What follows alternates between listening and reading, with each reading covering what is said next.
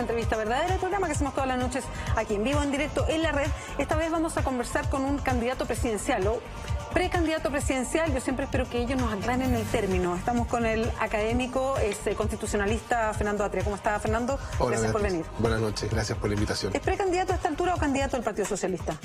Bueno, si uno supone que de la primaria del 2 de julio va a salir el candidato de la nueva mayoría, entonces los que llegan a ella son precandidatos, y entonces nosotros vendríamos a ser precandidatos.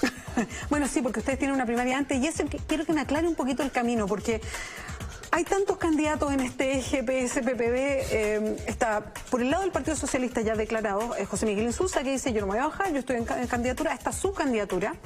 Estaba de alguna manera la de Ricardo Lagos, pero ahora se concentra más en el PPD, en un movimiento que yo no logro todavía armar muy bien en mi cabeza. Entonces, ¿cómo va a ser el procedimiento de definición? Al interior partamos por el PS.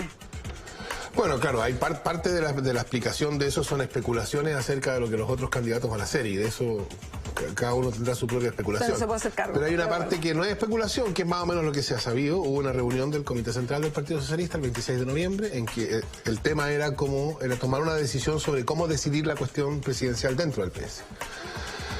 Y la decisión fue que se iba a hacer otro Comité Central en enero. Creo que es el 22 de enero. Perdón, ¿y eso es porque no hubo decisión?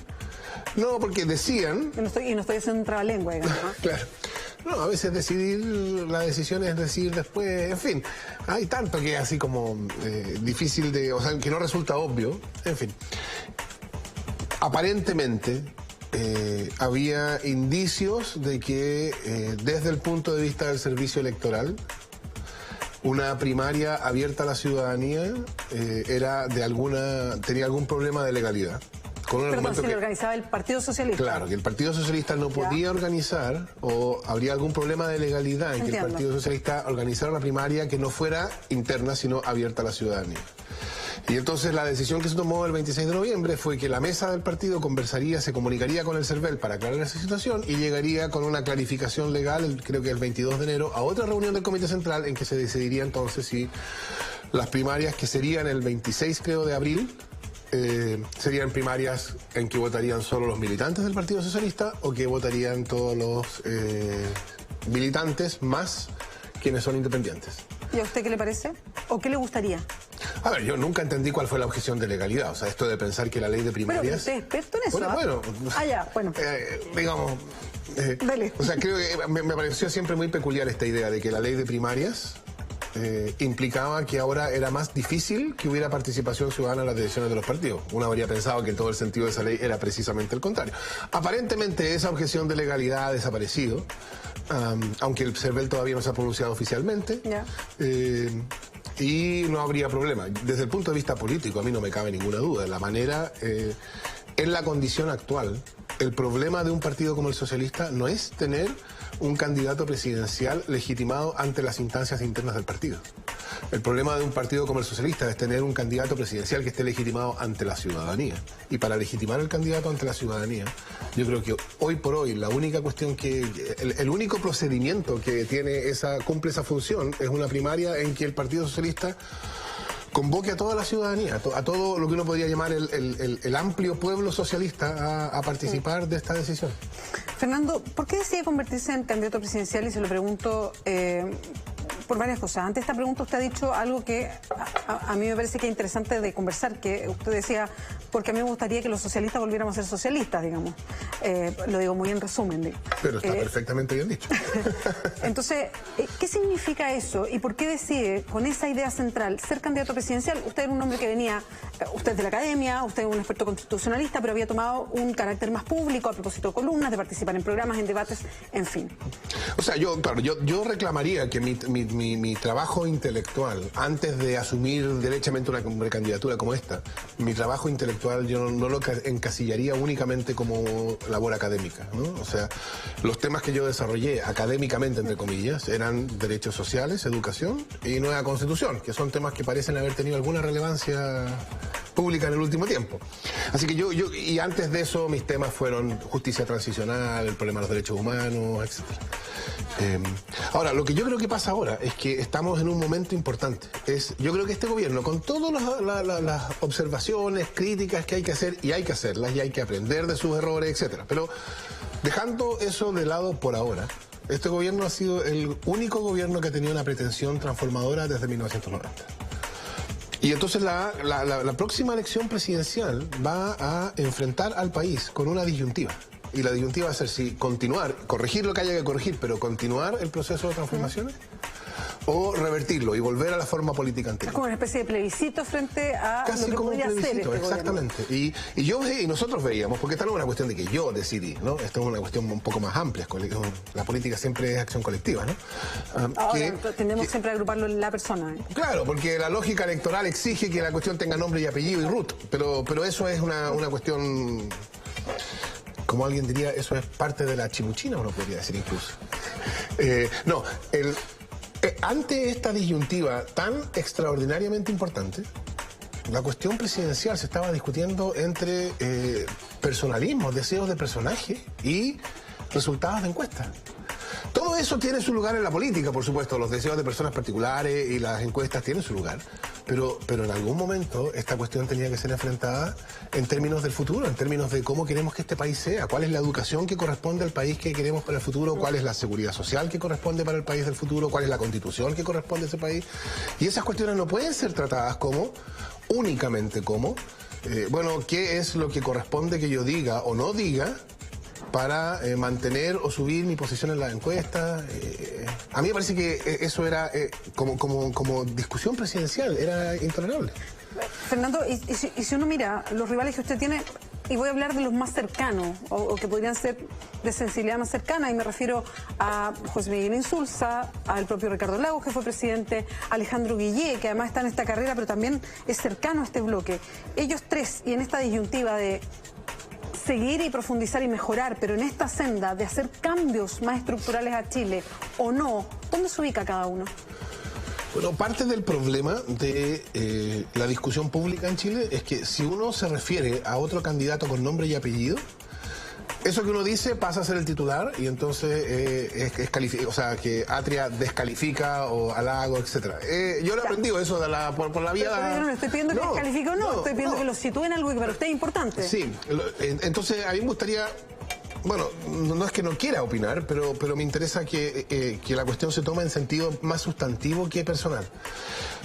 Yo creo que una de las cosas que aprendimos con este gobierno, bueno, una fue cómo no se hacen las reformas. Yo creo que quiero insistir en que hay mucho que aprender de esos errores. Pero aprendimos otra cosa.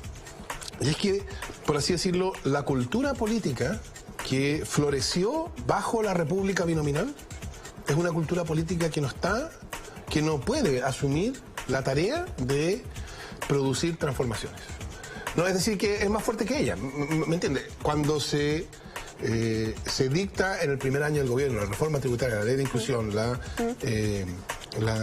reforma al sistema electoral, el ambiente político quedó crispado. ¿Y por qué quedó crispado? Solo quedó crispado porque dos de esas leyes se aprobaron con el voto en contra de la oposición. Y entonces uno se pregunta qué quiere decir oposición, ¿no? O sea, ¿qué tiene de raro que la oposición no vote a favor de los proyectos del gobierno? O sea, ¿qué tiene de raro que la oposición se oponga? Obviamente. Pero en la República Binominal, en la República Binominal, que la cuestión a decidir llegue hasta el punto de la decisión y que la oposición se oponga, es visto como que la situación política está crispada. Hay un problema. ¿No? Porque la República Binominal entiende la política como una política como de club. No, si todos somos más o menos amigos, nos conocemos, así que vamos a conversar esto hasta que desaparezcan las diferencias. Y claro, desaparecen las diferencias por la vía de que el contenido transformador de la reforma desaparece. Y eso es lo que yo creo que hemos visto después.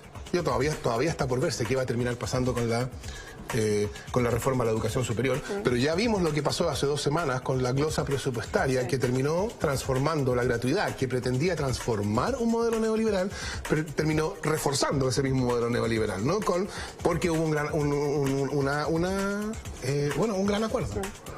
Entonces yo creo que hay una cultura política que no puede hacer esos cambios. Yo creo que en esta disputa de precandidatos, bueno, algunos de esos candidatos representan esa cultura política. Esperen un poquito. Ya me van a decir quiénes. Tenemos preguntas además de las personas. Tenemos que hacer una pausa. Aquí en Entrevista Verdadera estamos conversando con Fernando Atria. Espérenos.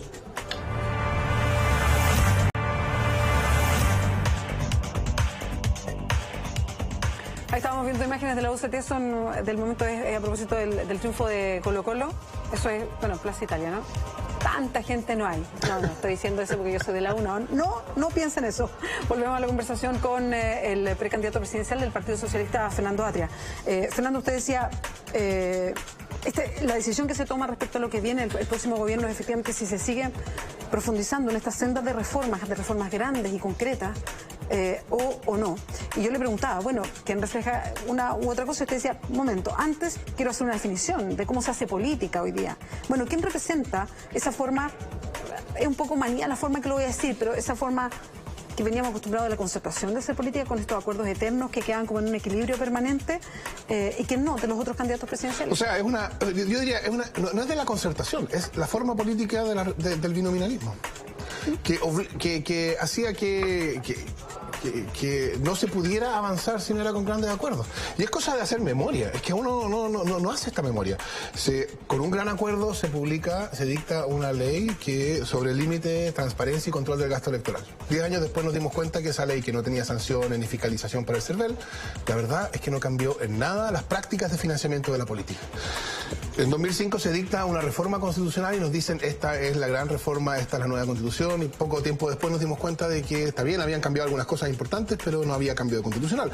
En 2010 se dicta una ley en que se deroga la LOCE, ¿no?, que era la gran demanda del movimiento estudiantil secundario, la derogación de la Ley Orgánica Constitucional de Enseñanza, pero el precio, y eso, ¿se acuerdan?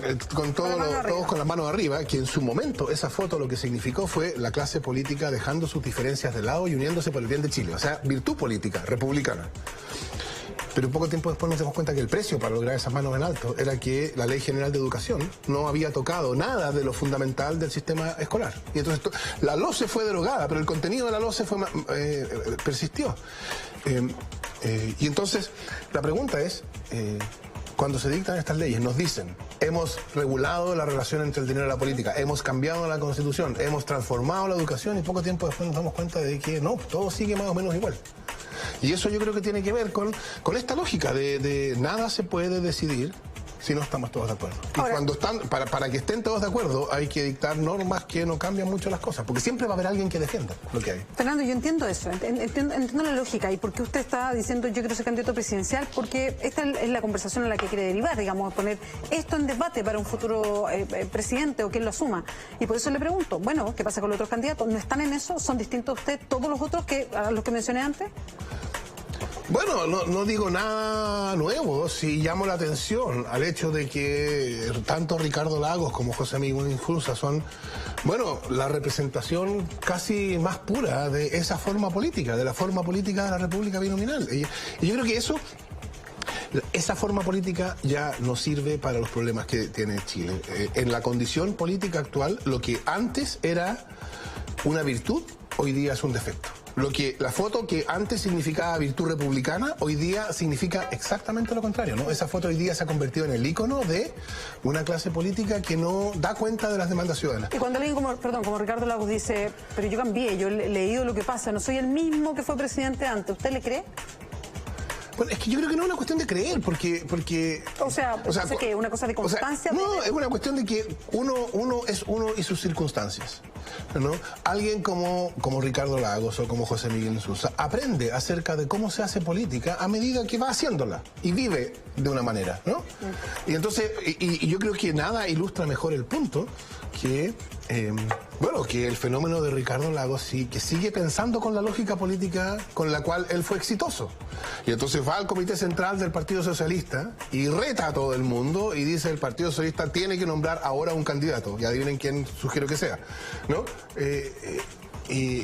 Y eso produce el efecto precisamente contrario, ¿no? Entonces yo creo que lo que antes era un crédito, lo que antes era una ventaja, hoy día es un defecto. Y entonces, hoy se necesita una nueva forma política y yo creo que es necesario una renovación de la clase política, que la política la hagan quienes no aprendieron a hacer política en la República Binominal. ¿Qué le parece a usted la figura de Alejandro Guille? Bueno, yo creo que en parte la posición que tiene él que en buena medida se debe a sus resultados en las encuestas, más que a algún proyecto de país que le haya presentado. Y con esto no estoy haciendo ninguna crítica, supongo que estoy diciendo algo que es evidente. Primero, muestra que hay un problema grave con la política chilena. Un problema grave que consiste en que la mejor carta de presentación que un político hoy día puede tener es que no es un político. Eso, mucho más que de Guille, dice algo de la política chilena. Dice algo del rechazo ciudadano a la clase política. Y es una cuestión que yo creo que es un fenómeno demasiado grande y extendido como para que sea explicable de la manera en que hoy día se explica, ¿no? No, es que las redes sociales. No, o sea, yo creo que hay una demasiada diferencia entre la envergadura de la explicación y la envergadura del problema. Pero entonces, eso es lo primero que yo diría sobre el senador Guille. Lo segundo es... bueno, lo hemos visto hoy día, ¿no? O sea, hay todas estas filtraciones que tratan de dañarlo. Uno nunca sabe cuál es la que va a producir un daño, ¿no? Porque esas cosas pasan cuando pasan nomás. Bueno, hoy día una de las noticias del día fue esta especie como de apuntarse con el dedo con Ricardo Lagos, que fue del comando de Lagos que vino esto, de Lagos diciendo que no, entonces que acusa formalmente. Bueno, a eso me refiero, ¿no? Porque como su carta de presentaciones, yo no soy un político, en el fondo lo que él está diciendo, yo estoy limpio. Cuando los otros no lo está diciendo así, ¿no? Pero yo estoy limpio. Y cuando uno hace una campaña basada en que yo estoy limpio, bueno, cualquier cosa uno puede mancharlo. Entonces, yo no sé qué va a pasar con él. Y en todo caso, yo supongo que sería bueno que empezáramos a escuchar cuál es la visión que el senador Guille tiene para el país del futuro. Fernando Atria, a propósito de la visión que se tiene para el futuro, quiero compartir con usted una pregunta que sacamos en la calle, a propósito que usted venía a visitar el programa. Don Fernando Atria, ¿usted cree que el sistema de FP es bueno? ¿Cuáles serían sus propuestas? ¿Y estas serían populistas como la de los demás candidatos?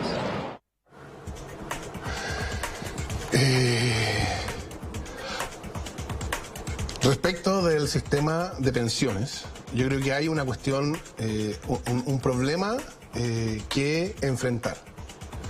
Y ese es un problema que nosotros estamos tratando de armar una posición suficientemente sofisticada para dar cuenta del problema. Pero yo creo que hay ciertas cuestiones que uno puede decir de antemano, o sea, ciertas condiciones mínimas que cualquier reforma al sistema de pensiones tiene que satisfacer. Y yo creo que uno podría decir al menos 3 cuestiones. Y después hay mucho más que hacer, porque bueno, un sistema de pensiones no es una cosa fácil. Y es complejo, exacto. Sí, pero yo diría, eso no puede ser un obstáculo para que no podamos discutir ciertos lineamientos generales. ¿Cuáles? Yo diría son 3.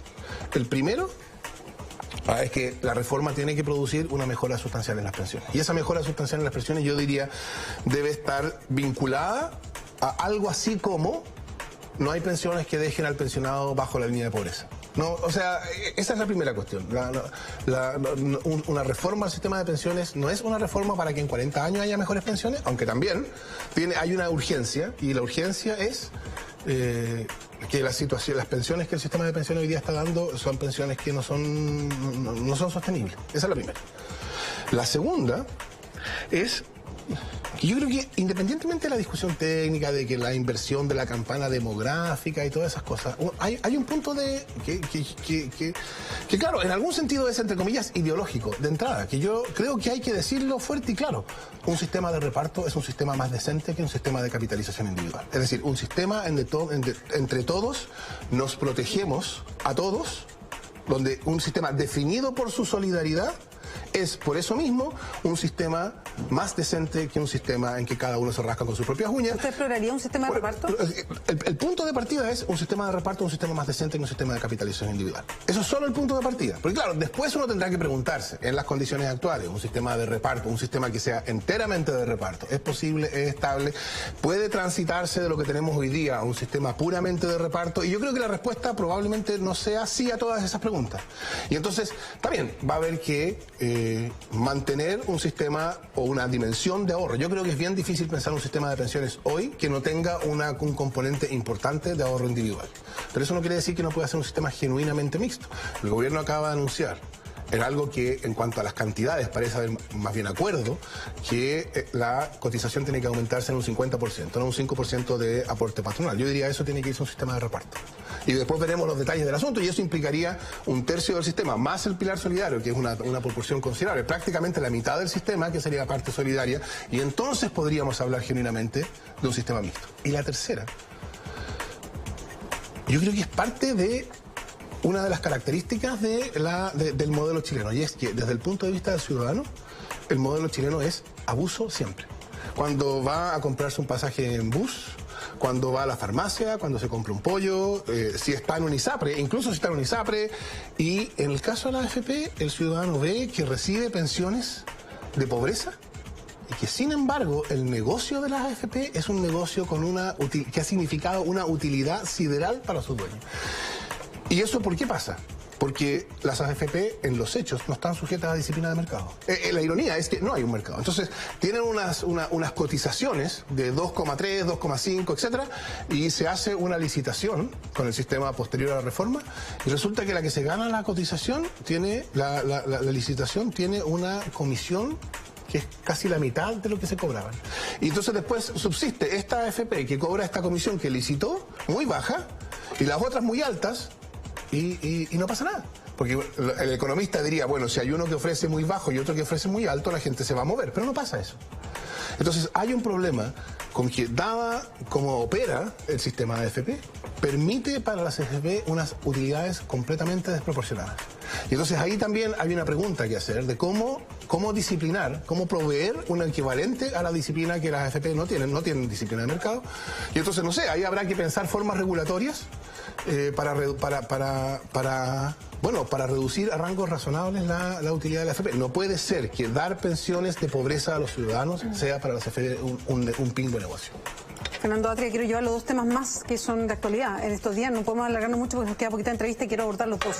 Uno es, y aprovecho de tomar un tuiteo suyo bien duro a propósito del caso de este regalo que entregaron a Sexma y que recibió el ministro de Economía. Estaban ahí dos candidatos presidenciales, estaba Alejandro Guille, estaba José Miguel Insulza, todos posaron sonrientes para la foto con esta muñeca inflable y que la idea del regalo... 4 hombres con corbata frente a una representación de una mujer desnuda, sí. Habitualmente en esta reunión empresarial además hay mucho más hombres que mujeres. Bueno, pero la idea era que a la economía... Con la boca tapada, además. Sí, no, es muy fuerte. Y con la leyenda de, igual que a la economía como a las mujeres hay que estimularlas. Esa era la frase.